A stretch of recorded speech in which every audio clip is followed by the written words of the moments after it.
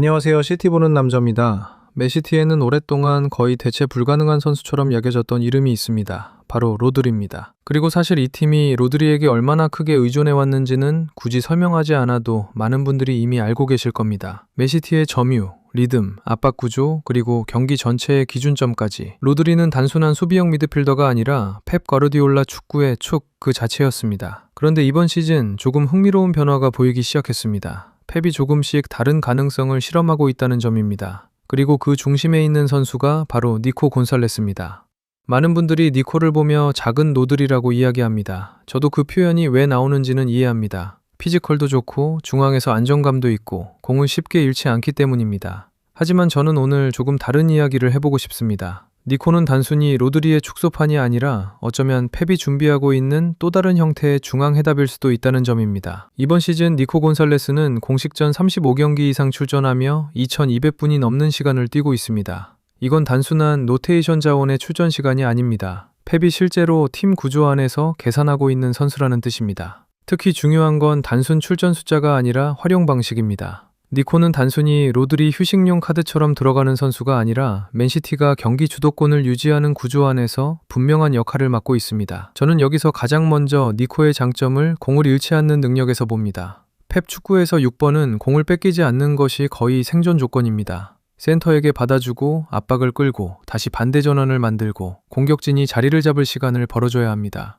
이 과정에서 니코는 상당히 안정적입니다. 특히 유럽 무대에서 보여준 높은 패스 성공률은 단순히 무난한 패스를 많이 했다는 의미보다 맨시티의 점유 질서 안에서 실수를 최소화할 수 있다는 의미가 큽니다. 그리고 저는 이게 펩이 니코를 생각보다 빠르게 신뢰하게 된 가장 큰 이유라고 봅니다. 하지만 여기서 중요한 건 니코가 로드리와 같은 선수냐 하면 저는 아니라고 생각합니다. 오히려 둘은 비슷해 보이지만 결이 다릅니다. 로드리는 경기를 조율하는 선수입니다. 경기의 속도를 만들고 상대 압박 방향을 읽고 팀의 기준점을 세웁니다. 쉽게 말해 로드리는 구조를 설계하는 선수에 가깝습니다. 그런데 니코는 조금 다릅니다. 니코는 이미 만들어진 구조 안에서 기능하는 능력이 뛰어난 선수입니다. 이건 비슷해 보여도 굉장히 다른 차이입니다. 로드리가 판 자체를 움직이는 선수라면 니코는 그 판 안에서 높은 완성도로 움직이는 선수에 가깝습니다. 그래서 저는 니코를 단순히 작은 로드리라고 부르는 건 조금 아쉽다고 생각합니다. 그건 니코를 설명하기엔 너무 단순합니다. 오히려 니코의 진짜 가치는 다른 데 있습니다. 저는 니코를 6번과 8번 사이에 있는 하이브리드 자원으로 봅니다. 단순 수비형 미드필더가 아니라 전진성과 안정성을 동시에 가진 선수라는 뜻입니다.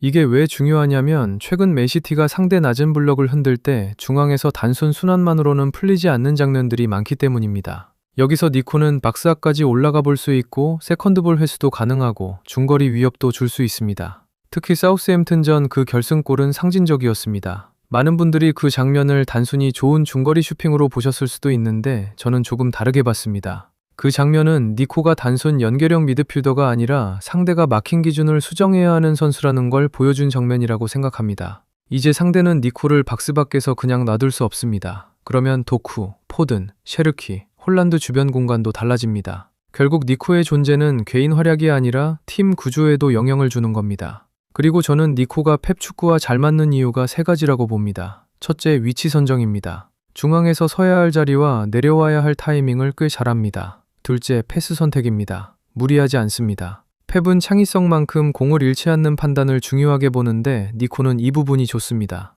셋째, 피지컬입니다. 사실 이건 생각보다 중요합니다. 맨시티 중앙은 단순 기술력만으로 버티기 어렵습니다. 세컨볼, 전환저지, 경합, 이 모든 게 필요합니다. 니코는 그걸 해줄 수 있습니다. 키와 체격도 좋고 충돌 상황에서 쉽게 밀리지 않습니다. 이건 로드리의 대체자를 논할 때 생각보다 중요한 요소입니다. 다만 저는 아직 니코가 완성형이라고 보진 않습니다. 분명 약점도 있습니다. 가장 먼저 압박 회피. 이건 아직 로드리 수준은 아닙니다. 상대가 강하게 붙을 때 첫 터치 방향으로 압박을 벗겨내며 전진 패스를 찌르는 장면은 아직 부족합니다. 그리고 수비 전환에서도 순간 방향 전환은 조금 더 좋아져야 합니다. 또 한 가지는 경기 지배력입니다. 니코는 좋은 경기를 많이 할 수 있는 선수지만 아직 니코가 경기를 장악했다는 느낌의 경기는 많지 않습니다.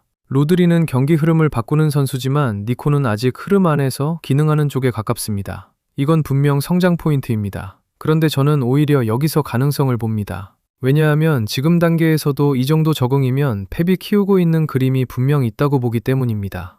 펩은 원래 단순히 잘하는 선수를 쓰는 감독이 아니라 시스템 안에서 발전 가능한 선수를 오래 다듬는 감독입니다. 그리고 니코는 그 유형에 가깝습니다. 지금은 로드리의 대체제처럼 보일 수 있지만 장기적으로 보면 저는 맨시티가 로드리 의존도를 줄이는 핵심 축으로 성장할 수도 있다고 봅니다. 그리고 무엇보다 중요한 건 니코는 로드리를 복사하려는 선수가 아니라는 점입니다. 이게 중요합니다. 로드리를 그대로 재현하는 건 사실 거의 불가능합니다. 대신 다른 방식으로 중앙 안정성을 만드는 것. 저는 펩이 거기에 니코를 활용하려는 것 같다고 봅니다. 공을 잃지 않고 구조를 지키고 필요할 땐 전진하고 때로는 직접 마무리까지 할 수 있는 하이브리드 미드필더. 이건 단순 백업 설명으로는 부족한 자원입니다. 그래서 저는 이렇게 정리하고 싶습니다. 니코 곤살레스는 작은 로드리가 아닙니다. 니코는 맨시티가 로드리 이후를 준비하는 과정에서 등장한 새로운 형태의 중앙 해답일 수도 있습니다. 아직 완성은 아닙니다. 하지만 가능성은 분명 큽니다. 그리고 어쩌면 우리는 지금 펩이 다음 시대를 준비하는 과정을 보고 있는 걸지도 모릅니다. 여러분은 니코 곤살레스 어떻게 보시나요? 정말 로드리의 후계자가 될 수 있다고 보시는지 댓글로 의견 남겨주시면 같이 이야기 나눠보겠습니다. 영상 재미있게 보셨다면 좋아요와 구독 부탁드립니다. 시티 보는 남자였습니다. 감사합니다.